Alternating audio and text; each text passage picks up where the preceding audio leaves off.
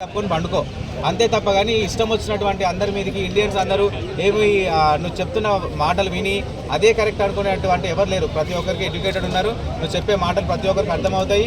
ఏదో నయనానందం ఇండియాలో చూపించలేనివి నువ్వు చూపిస్తున్నావు అని చెప్పి చూస్తున్నావు తప్ప కానీ నీ వీడియోస్ ఏం మంచిగా ఉండి ఎవరు చూడట్లా.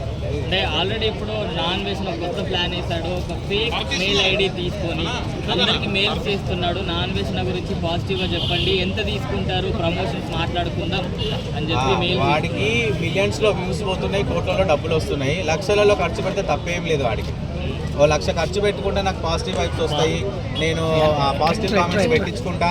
ఎంత పాజిటివ్ కామెంట్స్ వచ్చినా కూడా ఒకవేళ నీ గురించి పాజిటివ్ కామెంట్ పెట్టినట్టే వాడిని ఎక్కి పడేస్తారు. ఇలా నువ్వు ఎంత పెయిడ్ ప్రమోషన్స్ చేయించుకున్నా, పెయిడ్ కామెంట్స్ పెట్టుకున్నా ఖచ్చితంగా నువ్వు మాట్లాడిన మాటలు కానీ నువ్వు చేసిన తీరు కానీ ఏది కరెక్ట్ కాదు. ఎప్పుడైతే నువ్వు వాటర్ మెలన్ కీరా పట్టుకొని కూర్చున్నావో అదే రోజు నువ్వు తప్పు చేసినట్టు. నువ్వు ఇండియన్స్కి ఏం చూపిద్దామని వాళ్ళకి తెలియదు, నువ్వేం గమనించి చూపిద్దాం అనుకున్నావు. ప్రతి ఒక్కరికి తెలుసురా, ఇవాళ రేపు తెలియనోడు ఎవరు లేడు. నువ్వు దాన్ని ఎందుకు హైలైట్ చేస్తున్నావు? అక్కడి నుంచి వదిలేయకుండా సీత దగ్గర పోయినావు, ద్రౌపది దగ్గర పోయినావు.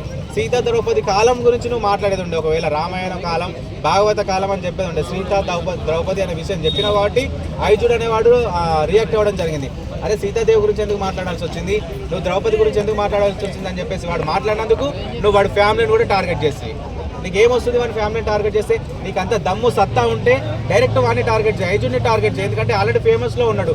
ఎవరైతే ఫేమస్లో ఉంటున్నారో వాళ్ళని టార్గెట్ చేసి వాళ్ళని లో చేయాలని చూస్తున్నాడు. వాడు మాత్రమే సోషల్ మీడియాలో హైలైట్ అవ్వాలా, మిగతా వాడు ఎప్పుడు హైలైట్ అవ్వద్దు అనేది వాడి ఇంటెన్షన్.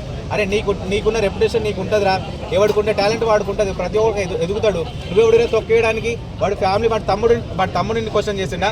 దమ్మున్నాడు అయితే వాడిని డైరెక్ట్ క్వశ్చన్ చేయి. ఇట్లా వాడి తమ్ముడి దగ్గర ఉన్న ఇష్యూని తీసుకొచ్చి నేను బెదిరిస్తున్నా, నేను ఏడ పెడతానో చూడు, ఎక్కడ పెడతానో చూడు అని చెప్పేసి ఫ్యామిలీని తీసుకొచ్చి వాడు ఒక రెప్యుటేషన్ ఉన్నట్టు ఫ్యామిలీ నుంచి వచ్చినట్టు వాళ్ళ డాడీ ఒక కలెక్టర్ వాడు అనుకోడా అరే నా ఫ్యామిలీ నేను బయట రోడ్డు మీద వేసుకోవద్దని చెప్పేసి వాడు మాట్లాడి తగ్గిపోయిండు. ఒకవేళ కనుక వాడు రియాక్ట్ అయి ఉంటే ఆ నాన్ వెజ్ గాడు మొత్తం ఎక్కడికక్కడ ఆగిపోయేది.